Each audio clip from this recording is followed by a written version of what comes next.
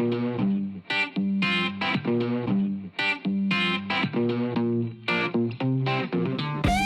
everybody, Dave Clark, aka the Pattern Guy. It's been a long time, guys. Hopefully we're back at it, get some more videos going again. Told you we're going to get something done for Keith Rucker, Vintage Machine. Awesome website. That's a YouTube site, I should say, not website, sorry. Been watching him forever, got to meet him down at Clark's in March. Super guy, asked me to help him out on a couple projects. Been meaning to get to this for the longest time, but like I said, things happen. Finally getting to it again. So without further ado, let's get at it. I'll show you how to do some pattern work. So what we got basically is we're gonna have a casting that basically looks like an eye, okay? So side view, end view. So like I said, when we're doing patterns, we have to have draft on. And you cannot have undercuts, right? So for this particular pattern, what we're going to do is we're going to make a pattern. We're going to make a core box. I'm not 100% sure how we're going to make the core box. I started working on this thing a few months ago. Like I said, things have been happening around the Clarks. You know, we know what's going on. So get back in it. I forgot, you know, where I was going to, so we're going to get into it. But basically what we know is I made my layout, okay? This is going to be a bronze casting, so we're going to use 3/16 of an inch shrink. All right, got my layout. I got machining on it. There's going to be machining basically on every single surface here, okay? So what we got to do is we're going to have to make a core box in here, right? So here I have it so it's going to be parted through the middle here. All right, it's going to be a split hazy pattern, okay? So in order to get under here, we're going to have a core box. So we're going to have to come out here, make some core prints, okay? That'll all be core prints, all right? And I think this side's longer than this side, right? And it's pretty much the same thickness, so that's going to kind of make this easy. This one easy is probably, you know, I'd give it to an apprentice. It's been around 6 months, you know, maybe less. You know, it's not that bad of a job. It's going to have a hole through it. We're not going to core that because it's going to be big enough where we should be able to just go ahead and make it in the mold, okay? So hopefully we'll see how it goes. I believe, you know, from here to here is, what do we got? It's 2 3/4 from top to top. Plus I think I put 1/8 of an inch machining on it. So that's going to be 3 inches. So 1.5 inches we'll have in there. So that we should be able to mold that hopefully. Got to make 2 castings out of bronze. Keith actually sent me the bronze to melt in that, so that's going to be a cool thing. So basically what we're going to do is we're going to start. All we need for this pattern, all right, and even if it's got the undercut, basically it's just going to be 4 rectangles. 1, 2, 3, 4. 4 rectangles, that's it. All right, 2 core prints are going to be the same, and the 2 sides of the pattern are going to be the same, okay?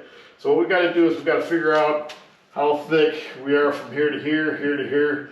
And like I said, what we're going to do is we're just going to split. I think the core is, it's 2 inches. It's 2 inches in here. But like I said, I put 1/8 of an inch, not shrink, sorry, 1/8 of an inch finish on these things. So instead of 2 inches, it's going to be 1 3/4. So 1 3/4 divided by 2, 7/8. So this will be 7/8 stock here. Okay, we'll do 7/8 stock, and then these 2, like I said, what the dimension on those? It's 2 3/4 plus 1/8 of an inch, so that gets us up to 3 inches. So overall, it's going to be 1.5 inches, right? In there. So backwards, basic drawing, right? So 7/8, 1.5 inches. That's going to be going to leave us with 5/8 here. Okay. So what I gotta do is I gotta get some 7/8 inch thick stock and 5/8 inch stock. And then I just gotta get it the length and the width on both.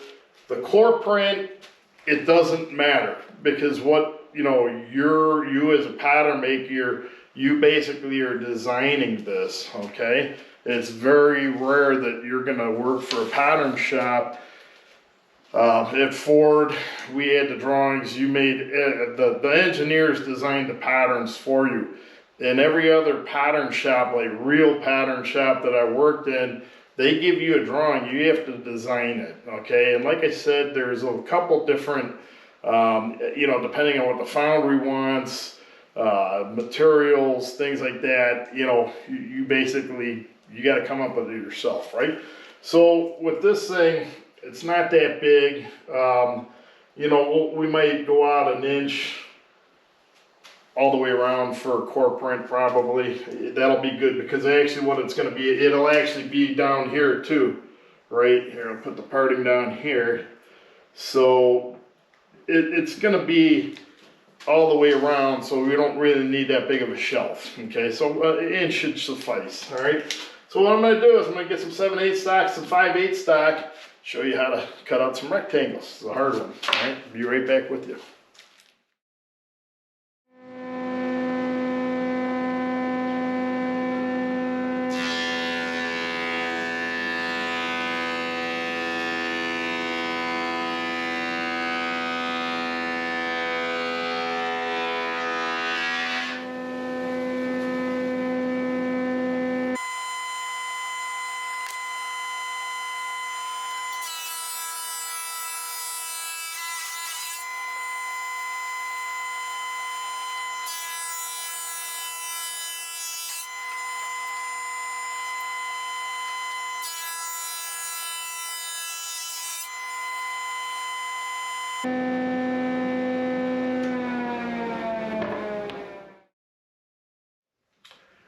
Okay guys, I got the stock cut down to the thickness I need. I just ran it through the thickness planer.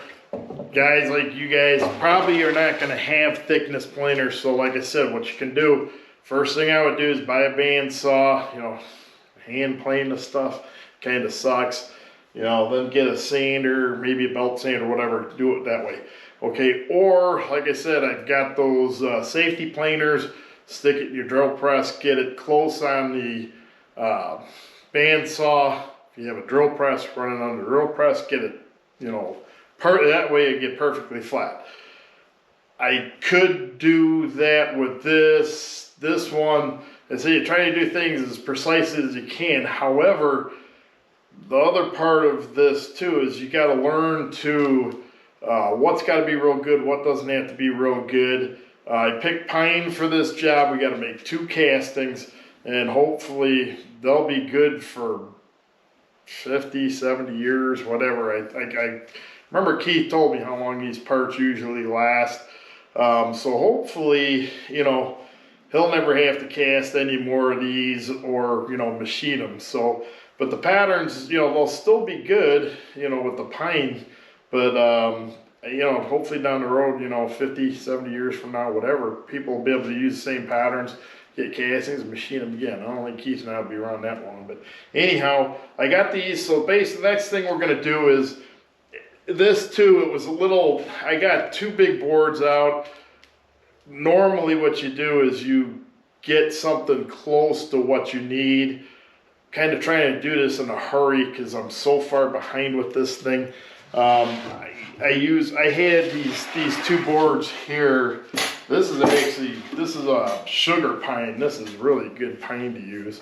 I just had these, they were close to size. Like I said, I want to knock these things out as quick as I can, get it done for Keith there. So I just went ahead and used the whole length of the board, okay? I'll use it for something else down the road, okay? It's gonna be harder for guys, you know, just starting out, you know, get it close to the size. I'm not really the size of a shop where I can waste either. Like I said, you know, having that full-time job now, I got limited time to do things, you know.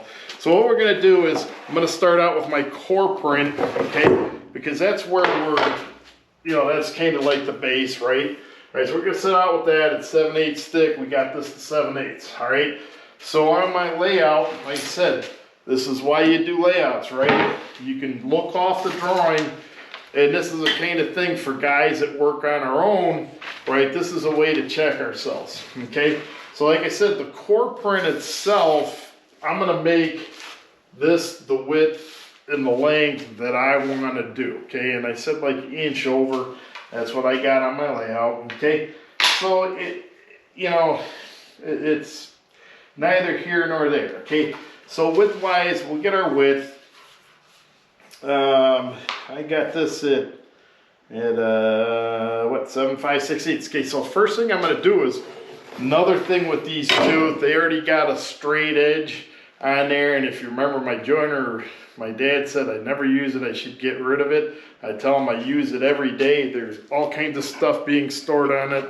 It's being used, okay? So this one, they both have straight edges on them already. Also, that's the other reason I picked these out, all right? So this one actually's got I think my dad made a project out of this stuff. It's got a spline in them, all right? So I gotta set this a little bit farther in. Okay, I'm gonna get my starting line. All right, so I got my starting line, and I said what, 7 5/16.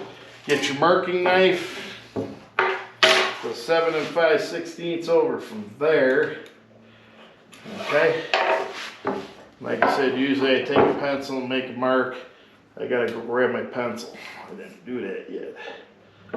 So. All right, now, and what I'm doing too, like I said, the core print doesn't matter. The only thing with the core print that's gonna matter when I'm doing this, I just gotta make sure I build the core box to the size I'm making these, okay? So I'm gonna give it a square edge, and then what I gotta do, what I'm doing on this one too, I'm just, add those measurements, I'm just gonna add draft to them. I'll probably put 10 degrees draft on each, because the core prints don't matter, they're not getting cast. So you're not going to have a casting with a ton of draft on it. It's going to look kind of funky. So the core prints, they don't matter for anything because it's just sand. We're going to smash the sand out in a bit. All right, so we can make them whatever we want. So we're doing 10 inches. Okay, so we're going to do that. Going to get it to length. I got my length at 9 3/8. So... And technically, the other one, it was 7 5/16. We should have probably just bumped that up to 3/8 too to make it easier, but you know, it's like I said, it's not a big deal. I'm used to, you know, working within at least like a 30-second, you know, so it's not that big of a deal for me either, okay? So we'll get that down to 9 3/8. And then, like I said, this one's what I designed. These are my dimensions. For these, doesn't matter. So on the second one, what we'll do, I got the rough rectangle, and then before we cut these out too, what I'm gonna do, I'm gonna put the center line all the way around, okay? Remember I said, always put the center line all the way around. That way if you make changes later or anything, that center line's gonna be there, okay? We need the center lines on here. Need center lines on the core prints so we know where to put kind of the top of the pattern, the casting part, and then we got to match that up in the core box. Okay, so that's why we need the center lines. All right, so let's get to the pattern part. On there too, what we'll do, but I'll wait till I'm gonna put. We don't have a top view. I'll show you my top view here. Okay, my top view here, all right, we're gonna put a key so that we know, because there's like a different shape in her, so I don't wanna, we gotta make sure we get it the right side. So we're gonna put a key in that too, okay? So but we can wait on that, it's no big deal. And with that, what we'll do is we'll just put it on the one side, we'll put pins in there, mark it on the parting, and then, you know, take it off from there, okay? That way we don't have to, if I mark it on each core print that I'm making right now, they might not match up, and you know. It's just easier to do it after, okay, that particular situation. Okay, so I'm gonna go in a little bit, make sure I'm gonna be able to get my, 1/4 inch, come in from out the edge. That should be good for 10 degrees, easy. On this is only 5/8. All right, so the top of my pattern width-wise is, where am I going? Okay. Got it backwards there. All right. So it's 5 1/4. Now, here is where working alone, I was just saying a minute ago, working alone, I laid this out to the drawing. I'm gonna go ahead, I'm working off my layout. Okay, you always work off your layout. But what I'm gonna do, I'm gonna double check on the drawing, see if that's 5 inches, okay? So that definitely, we got 5 1/4 on the layout. That's what we're gonna make the pattern. The drawing says 5 inches. Why is it 5 1/4 on the drawing? Or on the layout? It's 5 on the drawing, 5 1/4 on the layout. It's because we got 1/8 of an inch on each side for machining, okay? So an 1/8 of an inch for something this size, pretty good. If you remember that last job I did, that real big thing, I think we had 1/2 inch machining on there or something like that. So this thing's smaller. The bronze should be pretty solid. While you put the machining on, you got to get it to the right size. Number one, the other reason is to get all the impurities out of the castings. Mostly they float to the top, so you got a nice skim coat so you get some good metal. All right, so here's go over 5 1/4 from our line. Keep an eye on that mark I put in, because inevitably you lose them. Okay, so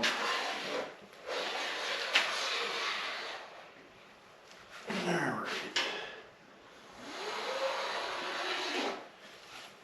Okay, and then this top part has got it's just a rectangle. We don't find that angle till the middle part. That'll be in the core box. Okay, so we make our degrees. Literally, this one is so easy. It's like just 2 rectangles for the pattern. That's it. That's all it is. So the length on this thing is 7 3/8.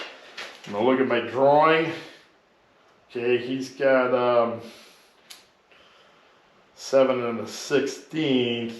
So I don't know. I must have went a little bit bigger on the machining on that one, but that's fine too. It's not a big deal. I'm just gonna keep it at the 3/8.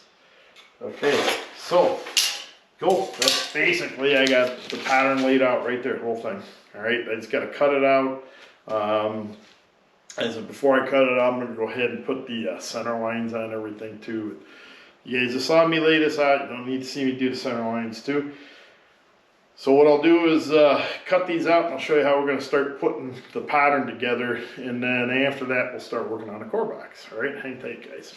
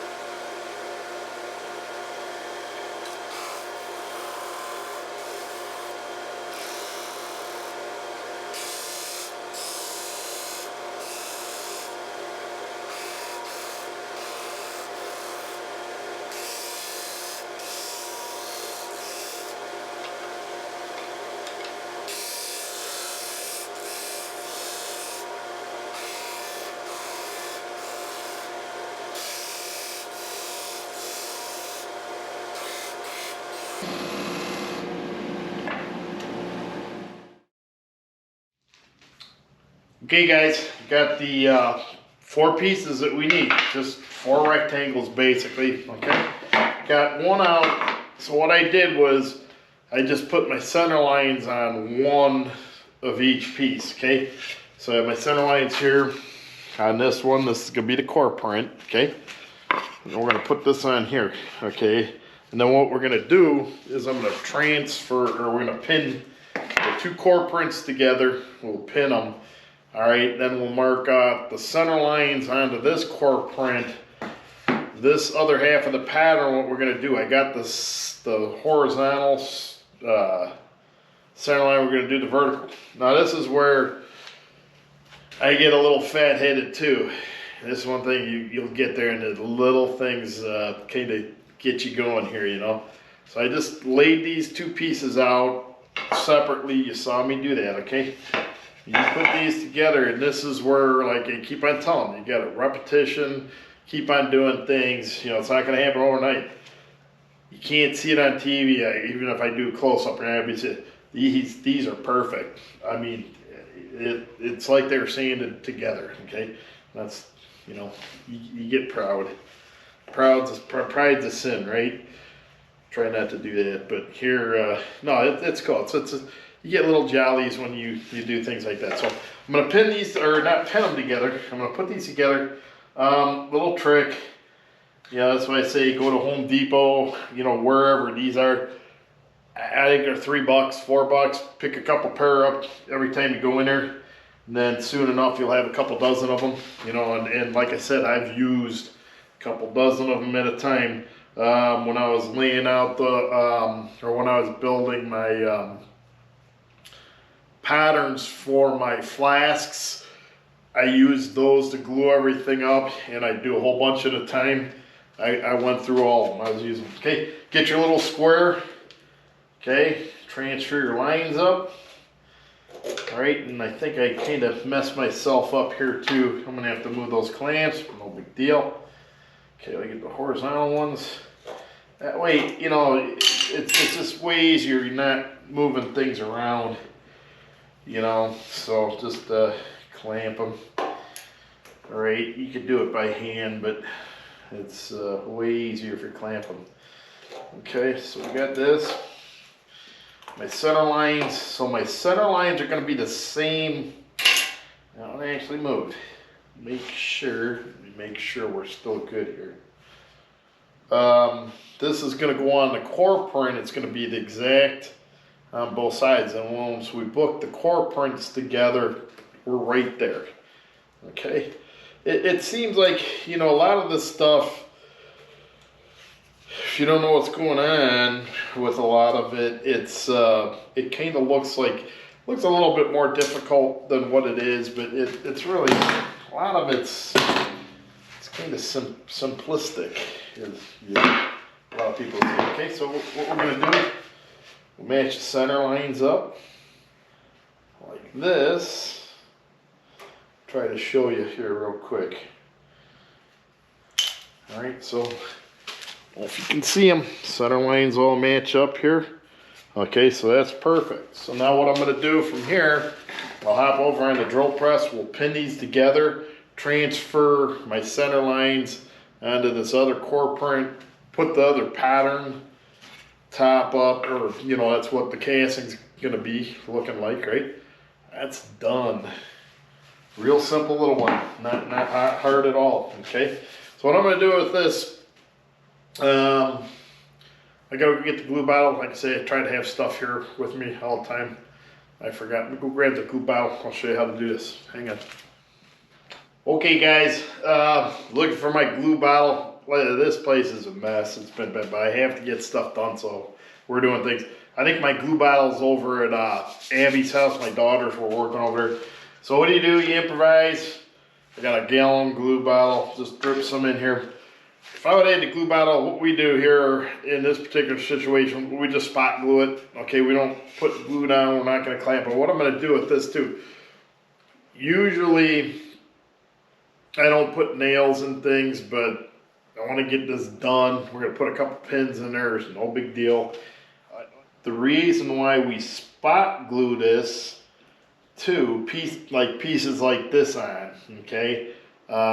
Usually when we do glue ups, that glue up will be like one piece, okay? Usually why we only spot glue this, all right? Just say for some reason my center lines are off or something or whatever, I just did, you know, we could pop this piece off. This should still be good, okay? And we can use it again. Instead of like destroying, I'll have to cut it off, sand it flush again, and put a whole new piece on. You know, it's just easier to do that. We spot glue a lot of the stuff on, okay? You know, screw it or glue it too, you know, a lot of times. Like I say, we try not to put as little fasteners in these things as we can, because, you know, down the road, if you're changing something, you know, you get on a bandsaw, cut something off real quick, or, you know, you might use grinder, you know, whatever, sander, put it on the sander, you want to create sparks on her. So try not to do this usually, but this will be all right, okay? So, and use hammer. Used a hammer in a while, so if I bend one over, don't laugh at me. Here, it's been a little bit, so I figured we're gonna get back to the old school instead of using nailers and that still. Speaking of, when we did the interview with my dad, if you remember, he was saying how I got some of my great-grandfather's tools. So this is one of them right here. It's this hammer. I remember as a little boy, you know, using this thing, you know, my dad was using it, and he told me it was his grandfather's, so it's still around. It's got to be 100 years old probably. So there's that. Like I said, what we're gonna do is I'm gonna book these two together, transfer the lines. Don't want sharp corners, okay? However, with this, I'm gonna put a little fillet around this, but we're gonna put like 16th, maybe something like that, maybe a little bigger. That's going to a core print, so you know that's supposed to be sharp edge. You know, this is supposed to be a sharp edge on the corner. If we put a fillet in there, you know, that's something that I'll grind it off because it's going to my foundry, but the foundry will have to, you know, grind it off. So you don't want a big fillet in there. We're going to have to put a little bit something in there. It doesn't call anything out specific. There's on the drawing, there's rounds on the drawing and fillets, but it calls out specific, it's a reference. It has an arrow to it. I'll try, let me see if I can pick it up real quick and find it real quick here. Let's see.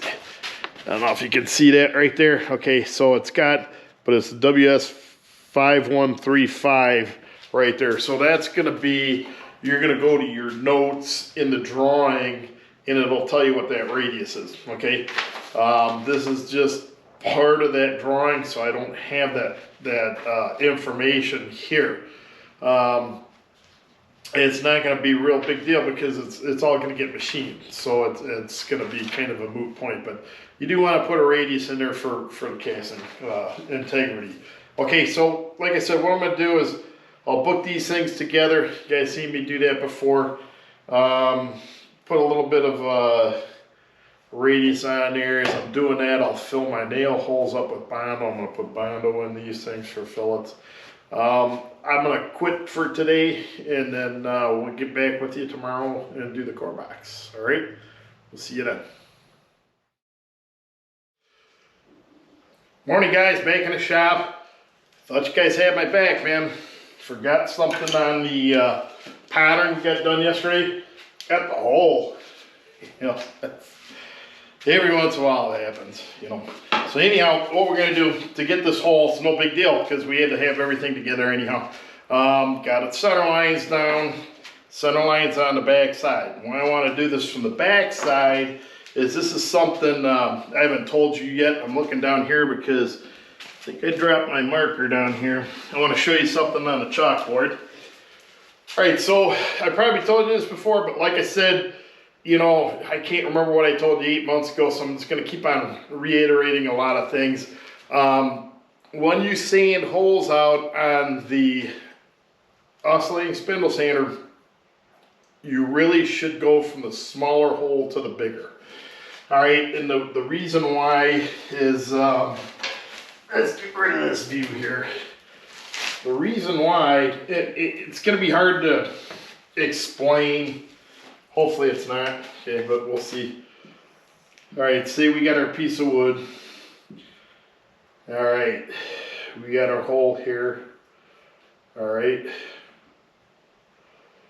So, when you have the oscillating spindle sander on an angle, what happens is, if I do it the opposite, if I'm going bigger to smaller, is I'm having the piece go around. If I don't have the piece of wood perfectly centered all the time, the bottom part, or you know, this would be the bottom if we had it flipped, right? That bottom part is going to still be rubbing up against the spindle, okay? So if you go from the smaller to the bigger, as you're cutting, it's creating clearance on the bottom, okay? It's kind of hard to understand, or, you know, without seeing it. I'll try to get a close-up over there when I'm sanding this on the oscillating spindle sander. First thing I'm going to do, head over to the drill press. I'm going to drill the hole out. We're going to do 1/2, like I said. We'll pin it together. We'll scribe the circle. On the other half, that'll be the inside again. Drill a hole, and we'll put it on the spindle sander again, okay? So, like I said, I'll try to, you know, convey what's happening when we go over by the spindle sander. It's a little difficult, but it's the way you can do it. You can go from the bigger side down, but like I said, you got to keep it perfectly centered. It's really hard. Real quick too, before I forget, so how do you find out what, you know, because basically we laid things out from the top to the bottom, right? Okay, so let's just do it on this. Let's get rid of this stuff here in the middle. We'll just kind of look at the hole.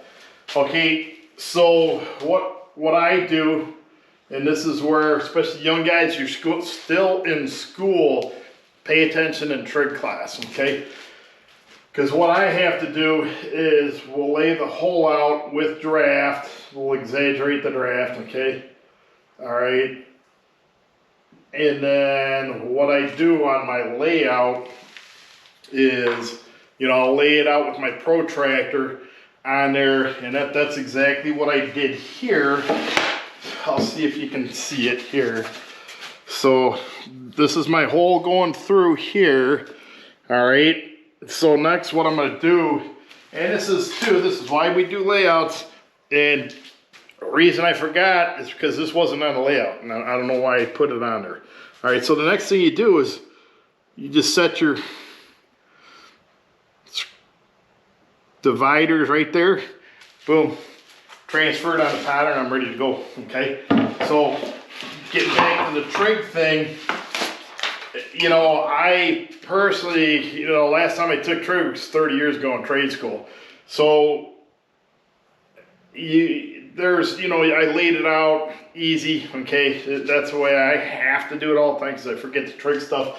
But I mean, if you're a trig guy, you can trig that out, you know, your height, you know, top radius, bottom radius, boom, you know, you can figure that out. But like I said, it's not, there are some instances where you can't lay certain things out like that and work out, you know, but learn that trig. It's important, it really is. Like I said, I wish I could remember half of the stuff there, you know, especially the angles. That's the huge thing, you know. So I'm going to put my circle on here, and then what we'll do is we'll go over to the drill press. I already have a Forstner bit set up in there. We'll drill this out, and then what I'm going to do is I'm going to try to get you guys as close as we can on the spindle sander over there to see what I'm talking about. But like I said, it's kind of hard, so I don't think it'll come over on the camera here. So we'll get this. And then once I get these holes done, I did some bondoing last night, put a fillet in here, put a little bit bigger of a fillet in there. One of the things too, I want to keep this video a little bit on the shorter side. Actually, what I'm gonna do is I'm just gonna make the pattern on this video, and then I'm gonna start again and make a core box. Keep the videos down. So here, I tell you guys to make these, right? This little spooky things where you put your radius, different radiuses in here. This steel that I got buddies giving me stuff all the time. I have no problem getting real thin stuff. You know, if you can't get that, a lot of times you know the scrap yards won't sell you the stuff. Old hacksaw blades, they're real nice thin stock. Marking knives, use a hacksaw blade. Sometimes you can find the power hacksaw blades. You know, if you see stuff like that sitting around, you know, I don't have a power hacksaw. Well, yeah, you don't have a power hacksaw. They're pretty rare anymore, but those blades are real nice steel, especially the older ones. It's good steel in there. They're good for knives, little chisels, everything, okay? But like I said, hacksaw blades, perfect for making these, okay? So next of all, what I'm gonna do is I'm gonna go drill this with the drill press, and then I'll get you over by the spindle sander, all right? Hang tight. Okay guys, got you over by the oscillating spindle sander. I don't know if I'm going to be able to show you exactly what I'm going to do here, but I'll see what I can do here. Let me switch you around here. Okay, so if you can see right here, I've got my radius scribed on here, right? So this is at a 3 degree angle that way, okay? So I want to take stock away. So that's why I'm over here. If it would have been there, I would be adding draft. This way I'm taking draft away. All right, so you see there's a gap here. Okay, so that's my degrees. So I'm at 0 down at the bottom, and then a minus up here. All right, so what's happening is I'm turning this, I'm taking stock off the bottom, right? So if I kind of get off center, but like say I'm going this way, all right, sanding this way, and if I go backwards that way, I'm already, as long as I don't go past this, which I shouldn't, you know, because that's already where I gotta be, I'm not taking stock out, okay? I'm not gonna hit the stock, all right? But if I'm here, okay, I get to my line here, and then what happens if I go over here, you know, I'm plus. Like I'm plus in there. So if I get off center going back, I'm gonna hit the bottom part where I just sanded. Okay, it's kind of hard. It's hard to explain, but you know that's what's happening.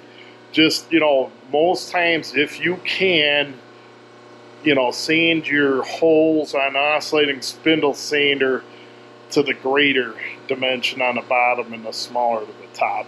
Like I said, a lot of times it's kind of always backwards because, you know, you lay out from the top down, so you need to add your draft, make the hole smaller, okay? But you know, that's why you put your center lines on the top and underneath on the parting. That way I was able to scribe my hole size on the bottom of this, and I can do it the right way. All right, let me get at it.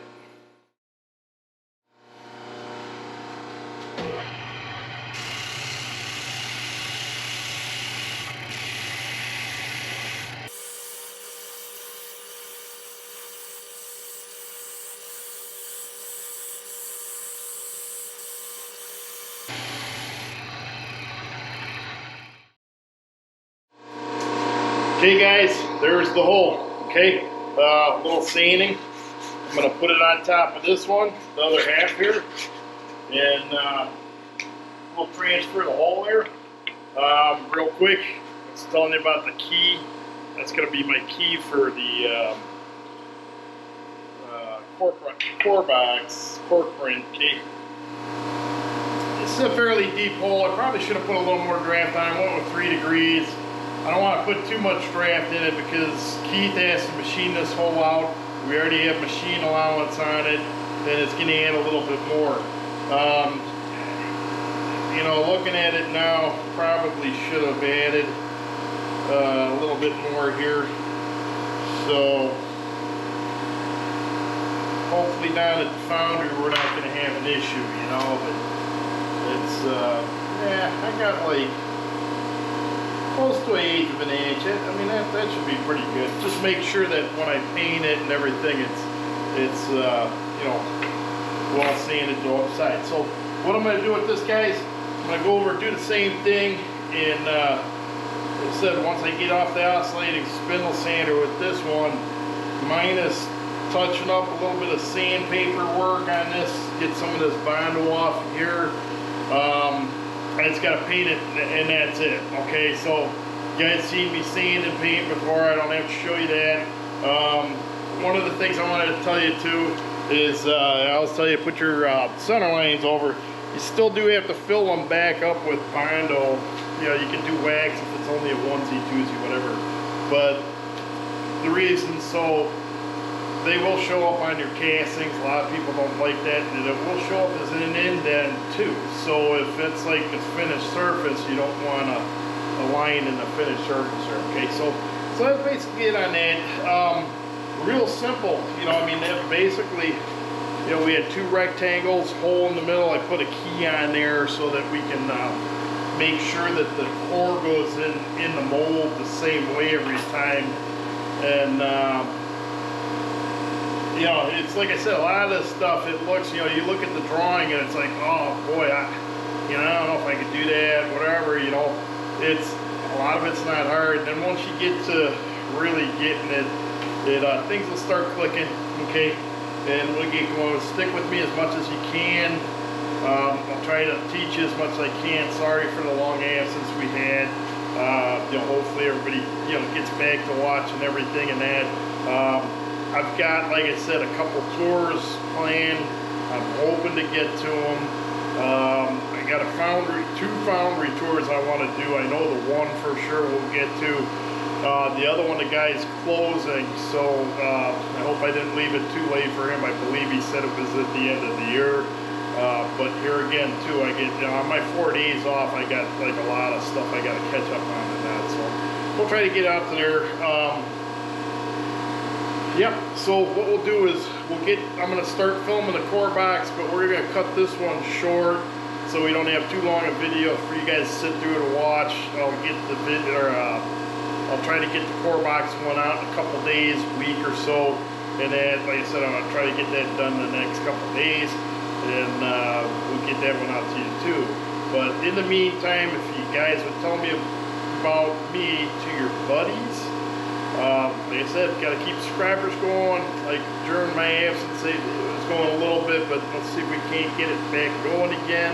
And then, you know, tell your buddies, you know, for everybody that has subscribed to me, I appreciate it. And if you haven't, push or subscribe for me and push the like button. That helps me out too.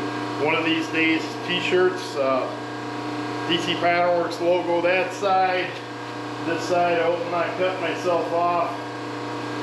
Pattern Guy logo on that side. I'll work some way out to, that's the thing I got to work out, how to, like a PayPal kind of thing or something, or what, and then we'll get going on them, pricing, all that stuff.